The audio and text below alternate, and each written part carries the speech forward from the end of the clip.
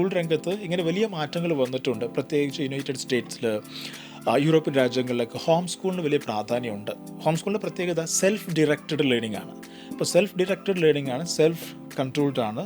നമ്മുടെ രീതിക്കനുസരിച്ച് മുന്നോട്ട് പോകാം, ഇഷ്ടമുള്ള താല്പര്യമുള്ള വിഷയത്തിനനുസരിച്ച് നമുക്ക് പഠിച്ച് മുന്നോട്ട് പോകാം, അങ്ങനെ സൗകര്യമൊക്കെ ഉണ്ട്. ഇപ്പോൾ ഹേബിൾ നാട്ടിൻപുറത്ത് നമ്മുടെ നാട്ടിൽ സ്കൂളിൽ പഠിക്കുമ്പോൾ സെൽഫ് ഡയറക്റ്റഡ് ലേണിങ്ങിലേക്ക് വരാനുണ്ടായിരുന്ന ഒരു സാഹചര്യം എന്തായിരുന്നു? ആക്ച്വലി ഞാൻ ഒരു സെൽഫ് ലേണിംഗ് തുടങ്ങിയ സമയത്ത് അധികം സീരിയസ് ആയിട്ടുള്ളൊരു കാര്യമല്ലായിരുന്നു. ഗ്രാൻഡ് കിട്ടിയതിൻ്റെ ശേഷമാണ് അതൊരു സീരിയസ് ആയിട്ടുള്ളൊരു പ്രഷറുള്ളൊരു സംഭവം വന്നത്. അതിൻ്റെ മുന്നേ ഞാൻ ഗെയിമൊക്കെ കളിക്കുന്ന പോലെ എൻ്റെ ഇഷ്ടത്തിന് എനിക്കിഷ്ടമുള്ളത് അതിന് പഠിച്ചതെന്ന്.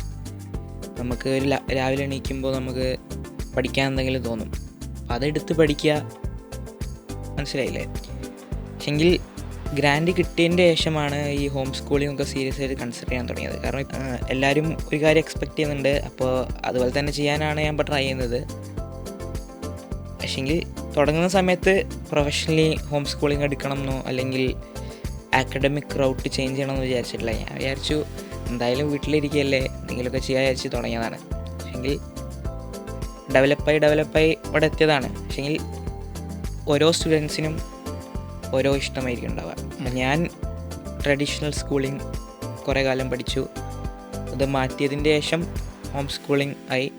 ഹോം സ്കൂളിംഗ് ആണ് എനിക്ക് പ്രിഫർ ചെയ്യുന്നത്. ഞാൻ പ്രിഫർ ചെയ്യുന്നത് ഹോം സ്കൂളിംഗ് ആണ്. പക്ഷെങ്കിൽ ട്രഡീഷണൽ സ്കൂളിംഗ് ഇഷ്ടപ്പെടുന്ന കുറേ കുട്ടികളുണ്ടാവും, ഹോം സ്കൂളിംഗ് ഇഷ്ടപ്പെടുന്ന കുറേ കുട്ടികളുണ്ടാവും. കുറേ ന്യൂവാൻസസ് ഉണ്ട്. പക്ഷേ ഞാൻ അത് രണ്ടും പഠിച്ചു.